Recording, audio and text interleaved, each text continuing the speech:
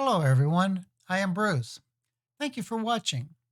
Here is the latest Congress information as of January 27th. To begin, the Biden administration has not been shy about signing executive orders. In fact, he has signed more of them in his first week than several of the previous presidents altogether. If you wonder if any of them can be stopped or delayed, the answer is yes. A federal judge has the authority to delay executive orders until the administration provides more legal documentation for the action to continue. As of today, I have only heard of one, and it deals with deportation. Not sure why all the executive orders. Congress is in session. As of now, the impeachment trial of former President Trump is still on schedule starting February 9th. A vote was taken by the senators to determine, first, if this was even constitutional. Five Republican senators voted it was, but that gives everyone an idea of whether the Senate will vote to impeach the former president. It appears that it will not happen. What some in the Senate are stating is rather than try and convict the president, why not censor him instead? However, the Senate Majority Leader has stated there will be a trial, and President Biden believes a trial also needs to happen. When are we going to see the unity the president talked so much about? I have been hearing and reading that this could backfire against the Democrats.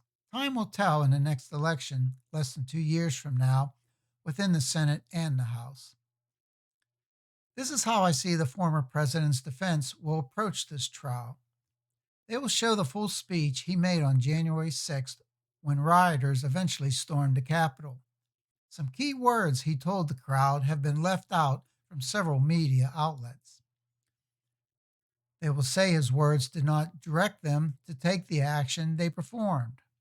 The attorneys will also show some old clips of Democrats telling crowds to incite, and then ask the question, how is what they are telling the crowd any different than what President Trump said? Personally, my thought is the trial is a waste of our tax dollars with a major pandemic confronting us, along with variants now infiltrating the United States and not having enough vaccines to go around quickly enough. Many people are out of work and many not knowing how to pay their bills. President Biden originally stated each person would receive a $2,000 stimulus check, which was then lowered to $1,400. And now I'm hearing only a limited number of people will receive this check. Still details to be worked out, but one thing that it is showing, it keeps getting watered down.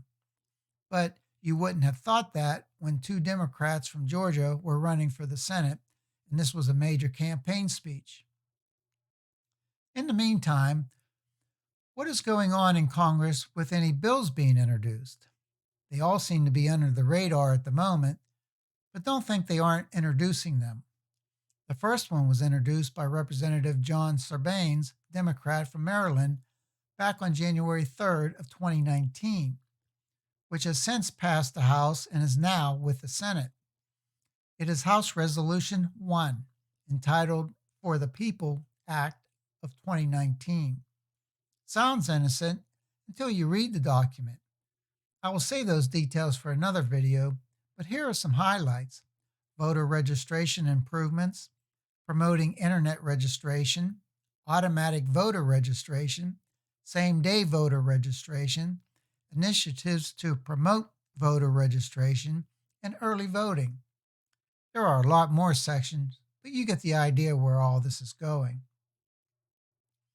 House Representative Steve Cohen, Democrat from Tennessee, who sits on the House Judiciary Committee, introduced on January 11th, proposing an amendment to the Constitution to abolish the Electoral College and to provide for the direct election of the President and Vice President of the United States. I can't even believe this is a proposed amendment. House Representative Sheila Jackson Lee, Democrat from Texas, who sits on the House Judiciary Committee, introduced on January 4th a resolution to provide for the licensing of firearm and ammunition possession and the registration of firearms, and to prohibit the possession of certain ammunition. Hmm, do I hear a ring of the Second Amendment here? House Representative Marjorie Taylor Greene, Republican from Georgia, who sits on the House Judiciary Committee, introduced on January 21st a resolution impeaching Joseph R. Biden, President of the United States, for abuse of power by enabling bribery and other high crimes and misdemeanors. Interesting. Without the Republicans in the majority, this will sit on the shelf for a while. House Representative Richie Torres, Democrat from New York, who sits on the House Transportation and Infrastructure Committee, introduced on January 15th, directing the architect of the Capitol to design and install an appropriate fence around the perimeter of the U.S. Capitol, including the east front and west front. Many of you have visited the Capitol, and to see a fence around it would sure take away its beauty. Well, I will leave it there for now. More updates to follow. Please view my previous videos, and if you like what I am covering, please click the thumbs up and subscribe. Also, feel free to write to the email address below. Until my next video, please be safe.